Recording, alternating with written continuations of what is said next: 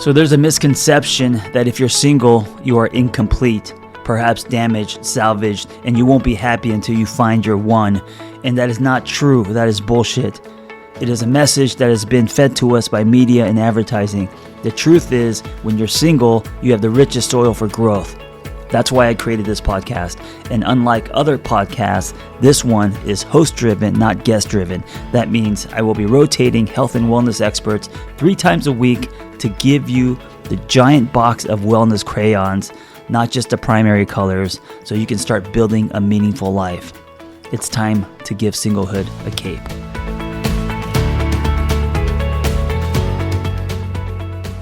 So I have my birth chart tattooed on my right forearm. And in Korean, it says, trust your story. Or at least I think that's what it says, because I can't read Korean. It could say something like, I'm an idiot. I have no idea. No, it says, trust your story. Anyway, the birth chart was done by Millie. And she is someone I met years ago. And I met her when she was just starting in her astrology and coaching career. And today she is just a rock star. She's an astrologer, a researcher, a teacher. And she's come to recognize that there are intuitive gifts within all of us, and the understanding of those gifts can help us align with our soul's purpose. And by sharing astrology through a practical lens, and this is what I love about Millie, is it like me that she brings things to street level. Millie teaches her clients how to use astrology as a tool for self-discovery. And additionally, she provides guidance through astrological consultations, classes, and coaching. And currently, she works with coaching one-on-one clients. She also does group settings, retreats, and she's a co-host of the Blue Butterfly Effect podcast. Hope you enjoy today's episode with Millie. Hello there, everyone. Welcome to November. Welcome to Single on Purpose. My name is Mildred Murillo. I go by Millie. I am an astrologer and spiritual coach. You're going to be hearing from me the first Sunday of every month. I'm going to give you a little bit of an energetic astrological insight into the month ahead, as well as give you a few dates that I think lend themselves for great dates, important conversations, what dates to kind of steer away from. Remember, astrology is a tool for self awareness. Astrology is a tool that gives us an insight as to the energy that's available for us, but it's not the end all be all. You are still your own best oracle. You are still your own intuitive being, and you get to use that built-in GPS system to make the decisions that you feel are the most aligned with you. Okay, so let's talk about November a little bit. November is a big month. And when I say big, especially in relationships, we begin November with Scorpio season. Big deal. Big deal, right? Because Scorpio in the zodiac, yes, it's known as the sign of intensity, as the sign of sex, as if no other sign thinks about sex, only Scorpio. Um, it is those things. Scorpio, when it's described as um, a sign that is intense, there, what it's really seeking is profundity. It's You have to remember that Scorpio is the sign that comes after the sign of Libra. And so Libra is the sign of relationships, and Libra is the sign that tries to find the middle ground for whomever is involved. Libra is the sign of the mediator, right? Okay, so let's say that all goes well in the sign of Libra. There's a middle ground. Both people are, they don't necessarily see eye to eye. They don't necessarily agree on everything, which is the dark side of Libra, by the way. Trying everyone to agree, or simply agreeing with the other person to keep things at an even keel. But let's say that all things are at an even keel, and it is from a healthy space. Come Scorpio, Scorpio wants to know, okay, what's behind or beneath that even keel? What happens to this even keel when we actually fight? What happens when we leave the manners behind and get behind closed doors. Scorpio is a sign that tells us a lot about the kind of sex that we like to have, the kind of intimacy that we want to have with someone. And so it's really interesting because what we have going on right now is also eclipse season. So, for those of you who are familiar with my work, and for those of you who are in my classes, in my groups, you've heard me talk a lot about eclipse season.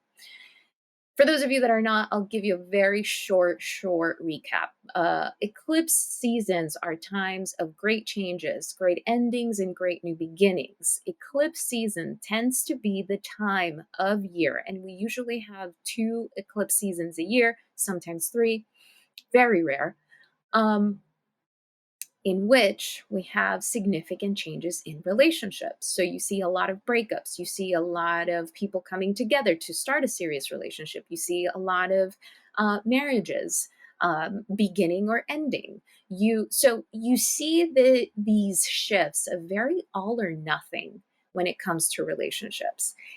And that's any eclipse season. But now we're talking about an eclipse season, which represents all of those things, all of those themes, in addition to Scorpio energy. So let's elaborate a little bit more on Scorpio energy.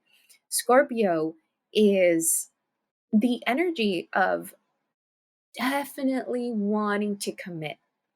Scorpio energy, it's interesting because what I've noticed with Scorpio energy is one of their greatest desires is to be fully seen, fully understood, fully held.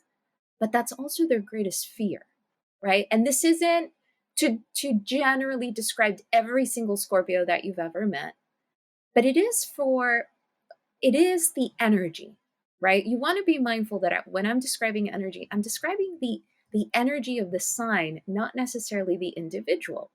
Okay. And so, for anyone with strong Scorpio energy in their chart, not just their sun sign, their ascendant, their moon, their Venus, their Mars, Venus and Mars being the cosmic lovers of the zodiac, this can represent that essence of I want to feel like I'm fully enthralled with you. And then at the same time, what does it mean if I am fully enthralled with you? What does it mean to go there with you? But that's what I really want. So it can feel like a back and forth. This eclipse season is bringing all of that to the surface. And we begin the month with a very significant event, which is the full moon in Taurus of November 8th. So, a full moon eclipse, a full moon eclipse, full moons in general, whether they're eclipses or not, tend to bring to the surface something that has been brewing beneath for some time. Eclipses are that times three, right? So every time that we have a full moon eclipse, it's a full moon times three. So there's a lot of emotion that's going to be felt this month, a lot of things coming to the surface about what we truly want in relationship, what we can no longer tolerate in a certain relationship. Topics and themes like, why am I fantasizing about this other person when I'm having sex with my partner? Why am I desiring to potentially be in an open relationship if I'm so happy being in this relationship? Why? Um, the question of why, this question of why, we want to remember that I like to think of Scorpio as the depth psychologist detective of the zodiac. So, this question of why is not going to be enough. Oh, because we had a fight. Oh, because, they are, you know, it's not going to be enough to name someone attachment style. The labels and the titles that come with those things are not going to be enough. We're going to want to understand deeply and profoundly why. And so, on the one hand, this month lends itself to learn a lot about yourself and another. It lends itself to learn about how intimate can you really be with someone else and what does that even mean to you. Um, It lends itself to also ask the question of how intimate are my partner and I, assuming that, you are in a relationship. And if not, because this is the Single on Purpose podcast, what kind of intimacy do I want to experience with someone? And so this is something that perhaps you may have asked yourself before, but you want to bring yourself to present moment, because another thing that has happened throughout this year is that what we value, how we value ourselves, what we give our time, energy, and effort to, all of those themes have shifted drastically. Those have transformed within themselves. So if our value system shifts, transforms, then inevitably what we're looking for in a relationship is also going to shift. It's also going to transform. So keep that in mind. Keep that in mind, especially if you are actively dating in the month of November. Look, Scorpio season will lend itself for some hot, steamy times. Okay. There's no doubt about it. No doubt about it. But what you're really going to be brought back to is the question of, what do I really want at this moment in time?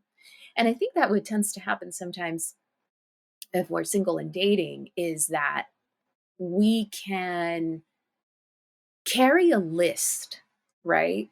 Of, well, this is the list that I want. This is what I want someone to fulfill. They need to be this tall. They need to have this job. They need to make this much money. They need to be in, all of these things. Ask yourself now, have those changed? Do they still feel true to you? And if they do, great. And if they don't, and chances are that some of those things on that list, if you even want to have a list at all at this point, a lot of those things have changed because you've changed. And I invite you to think about how this year has brought you out of your comfort zone in your own life as an individual, and what that teaches you about simply being human, right? A lot of times we forget or don't give others the benefit of the doubt. We don't give others wiggle room to be human beings who make mistakes, to be human beings who are still making up their minds. Now, there's a fine line, right? Because what we don't want is to entertain something that's just wasting our time. But I think that there are a lot of guidelines nowadays, uh, rigid guidelines of what we should and shouldn't expect in a relationship. But essentially, being in a relationship or even dating is going to evolve in itself, because essentially we're learning about ourselves as much as we're learning about the other person. And November is a month to really think about that. November is a month of updating. So you know how you update your phones every once in a while, your phone needs updating to for the apps, whatever Apple did for the apps to be able to align, or yeah, I guess align is the best word that I can come up with right now, uh with what the software is doing right now. Well, we are updating right now. We're bringing ourselves to the present moment. It's almost like a recalibration. And that will inevitably affect what we want in relationship, or what we thought we wanted in a relationship. Okay. So I give you that small intro, and just so that you can have an overview of what the month of November is going to feel like for the most part. Now, I will say that as of November, let's see, as of November 17th, 18th, 19th, 20th, as of that week, the energy is going to shift. We're going to go from Scorpio season into Sagittarius season. Sagittarius energy tends to be a lot more lively. It's fire energy, not water energy. It's not that we're not going to want to be profound and deep. It's just that we're going to need a break. Okay. And so Sagittarius energy brings the party. Sagittarius energy brings much lighter energy. It's a lot more fun. And Sagittarius energy reminds us to look at things from a broader perspective, to remember the big picture. One of the things, remember, I described Scorpio energy as the detective and the depth psychologist of the zodiac, right? So there can tend to be this fixation with the little things or the one thing, and I have to know, and I have to know now. Believe me, with eclipses, you will know now.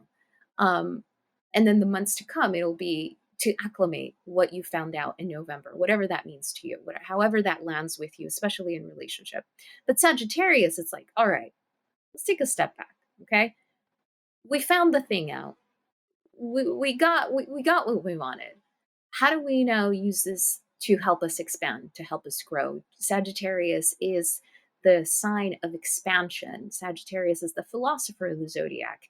It is the it is the energy of that student teacher dynamic of the zodiac. And essentially, Sagittarius reminds us that we are perpetual students of life. And if we are perpetual students of life, then we're inevitably going to also be perpetual students in relationships. So it reminds us to keep an open mind, to not fixate so much and to allow another to be who they are. And that as long as the situation you find yourself in aligns with your values, then you always have that to come back to, right? Sagittarius is also the sign of freedom.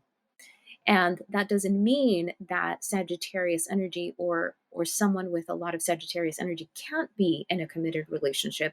It's just that it reminds us of the gift of freedom in a committed relationship, in a committed interaction. So that's also something to keep in mind, okay? All right, so I want to give you a few dates to keep in mind. Okay, so November 10th, I think November 10th is a great date for first dates because you're able to keep things light, right? You want to be mindful with Scorpio energy that you're going in too hard too soon. um, so November 10th, we have Mercury, the planet of communication, in Scorpio, creating a harsh aspect to Saturn in Aquarius. What does that mean? What does that mean in English? It's that there can be a tendency to come off a little too strong. We want to know a little too much, and that can feel like a lot of pressure. Okay. Now, why do I like this date? Because what's also happening on that date is that Venus, the planet of love, the planet of relationships in Scorpio, is creating a much more favorable trine to Neptune in Pisces. Again, translation in English, this actually lends itself for romance. This actually does lend itself to have deeper conversations, perhaps profound conversations, but not so much where you're expecting an answer from someone of where this is going, right?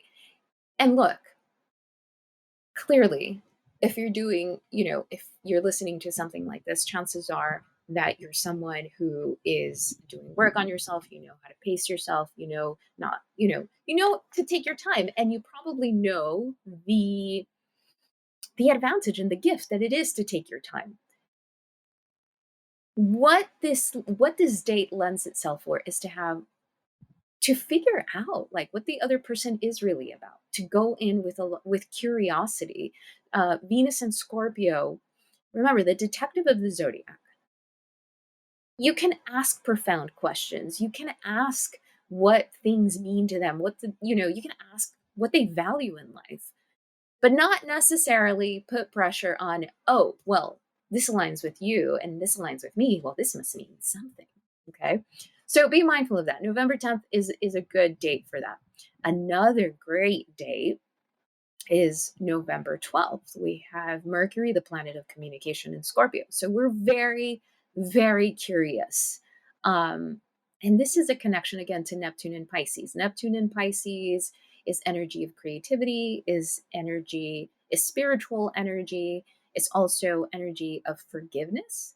So let's say that you are in a relationship or you are in a situationship.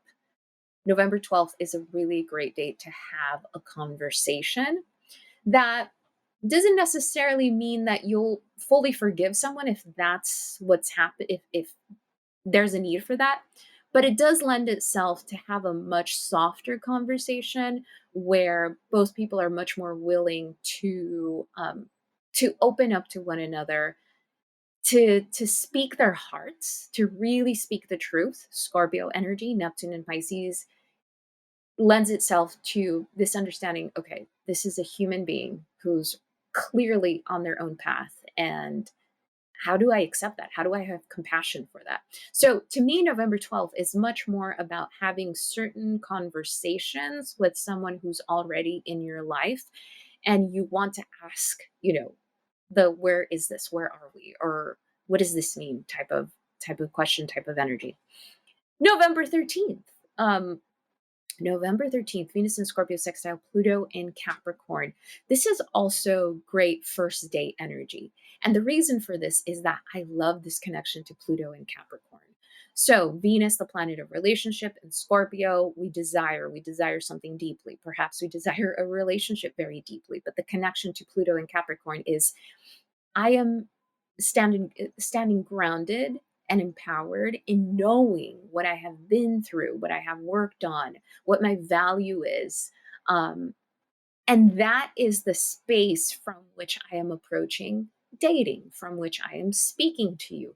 Again, this isn't about if I go out from this space and I feel very confident and I feel sure of myself that that's going to necessarily be reciprocated, or that I can expect that the other person is going to behave in the same way. Not at all. But how you're presenting yourself with this energy, so supportive. Okay. November 14th. I know that these are dates that are one right after the other, but the cosmos just happened to give us that. November 14th is a really great day. Is a really great day for whether, and I know that it's a Monday, so that's kind of weird. So, look, you can set up dates for whenever you want. So, it's just Mercury in Scorpio, sextile Pluto in Capricorn, Sun in Scorpio, trine Neptune in Pisces. This is like really honest, flowy energy. This is, again, Pluto in Capricorn is the grounded energy that reminds us of this is who I am, this is the transformation that I've been through, this is how I honor it.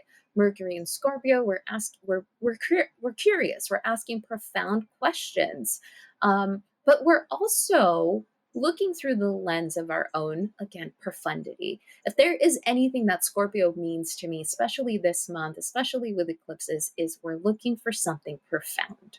Okay. So November 14th is really great for that. November 15th, also a beautiful day to connect with someone. This to me is more energy of like celebration. Venus connection to Jupiter, the planet of expansion, the planet of optimism. Scorpio and Pisces are romantic energies. So if you are in a relationship, you want to set this as your date night, for instance. Really beautiful romantic energy. If you're not, if you're just dating, great energy for a first date. Keep it light. Keep it light. Venus and Scorpio. Yes, you want to be curious, but just allow yourself to have a good time. Allow yourself to have a romantic time. This aspect to me screams romance, and it also screams great sex. So, just putting it out there. Let's see. I'm going through some dates here. Okay. Finally, we'll leave the Scorpio energy behind and we'll fast forward a little bit to Sagittarius energy. And that's later in the month. So, um, November 20th is a great day. November 20th to me doesn't scream so much romance as it does having a really good time, like having a fun time. So this November 20th can be a day in which you plan like an actual activity, something to do. If you want to, you know, not just have dinner, but if you want to go and do something active, really great energy for that. So November 20th is great for that. November 21st, I think that's another month. November 21st is such a good day. It's also a Monday. Look, I'll give it to you. It's great energy. November 21st, we have Mercury, the planet of communication, Venus, the planet of relationships, together in Sagittarius. This to me just screams a lot of laughter, a lot of humor, hilarity, just so much fun. Also in Sagittarius, this can be a great time to have conversations about the bigger things, those very philosophical types of conversations. But that Sagittarius fire energy really lends itself to keep things light. Once we get past that November 17th, look, you can be as profound as you want all the time, right? If that feels honest to you. But the energy will shift. We'll go from Scorpio to Sagittarius energy. Sagittarius energy is not that it's shallow, it's just that it wants to give us a break from all of that Scorpio energy. Okay, so just keep that in mind. The energy really shifts from that November 17th date. Okay. Finally, finally, another great date, interestingly enough, is Thanksgiving.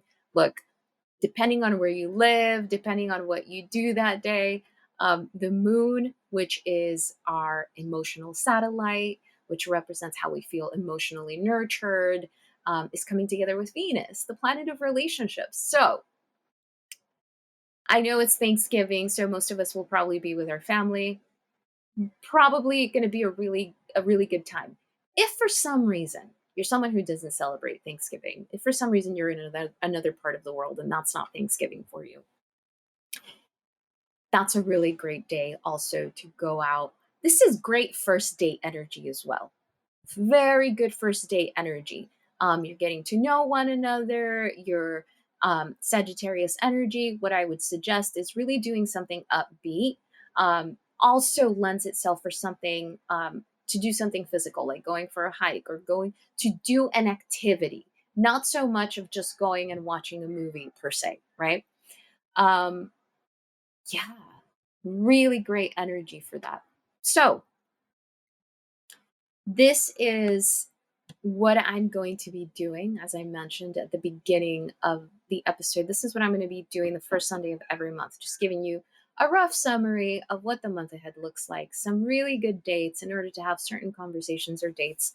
But also, what I would love to start doing is that if anyone wants to get a mini reading from me on the podcast, I can do a mini reading and we can look at your love language, at your relationship, at how you relate, at how you assert yourself in a relationship, what you like in sex. So, all of those things can be seen from someone's astrological natal chart.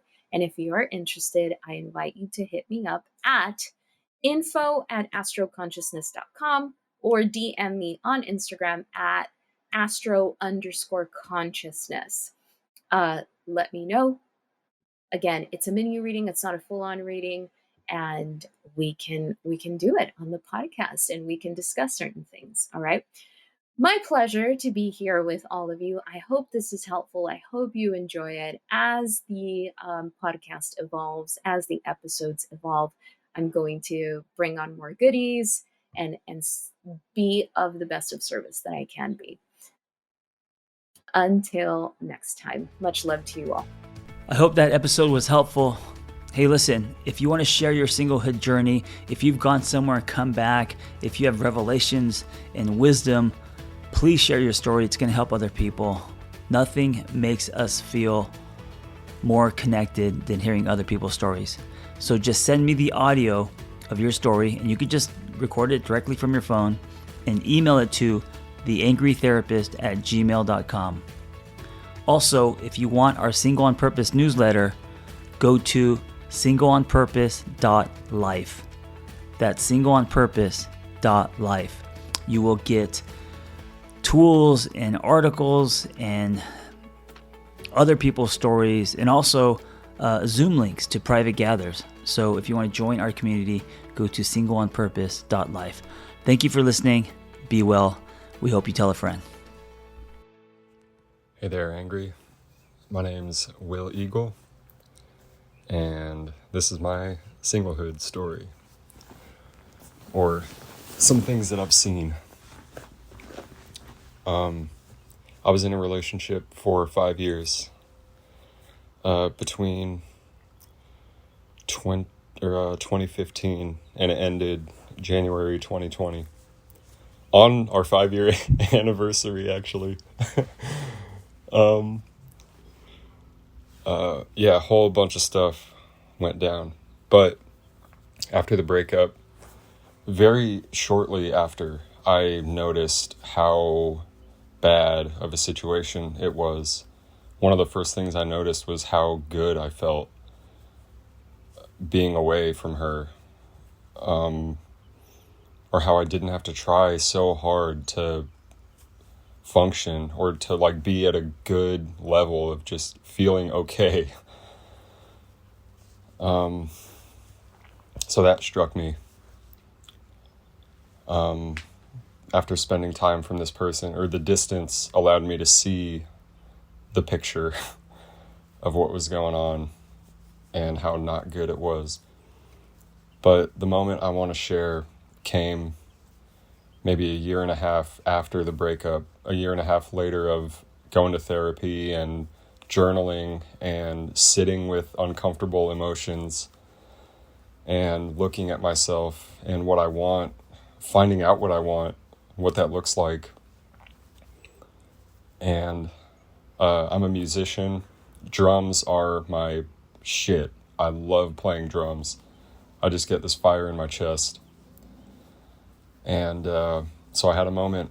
I live with a couple of roommates now, have my own room.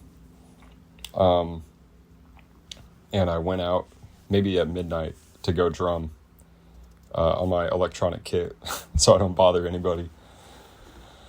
I went out, had a great session. I was on it. I played really well. I felt really good. And I killed it. It felt amazing. And for whatever reason, as I was coming back into my room, I had the thought, or I imagined, my partner in my room. And just how good I felt after doing what I love and doing it well. I was fired up. I felt great. And I thought back to that relationship where I felt like I couldn't do the things I loved because it was without them. And that means that I didn't want to be with them and I didn't care about them. And so having that moment of coming back to my room, imagining I'm coming back to my partner, fired up, feeling great, and ready to spread that, or ready to bring that back to the relationship. I thought, if somebody really loved me, why would they not want me to do that? And I mean, I would need to be that person for them too, which I think I was looking back. But now I know, like, I need to find someone. I don't need to. I would like to find someone that allows me that freedom to do what I love so I can bring that feeling back to the relationship for both of us and share that with them. And they do that on their own. They share that with me, and we just have this amazing thing together. Yeah, that moment really struck me. And now I still have those moments where I attach and obsess and all of that stuff. I'm still working on it. But now I know that's what I want. I want the freedom to do the things I love so I can share that with my person. And that's a valuable lesson, or a valuable thing to know about what I want. Because then I don't have to settle. I don't have to get what I get. I can know, like, whatever I get, is this what I want? Versus just taking it because it's there. But yeah, that really struck me. and I'm excited for that. Thank you for listening. Thanks for all the content. I really appreciate you have helped set me on a path, and whether you know it or not, you have been an amazing guide for me to look inside and figure out what's going on, and I really appreciate that. So keep doing what you're doing, and I will keep doing what I'm doing. Thanks for listening, and I hope you have a great day.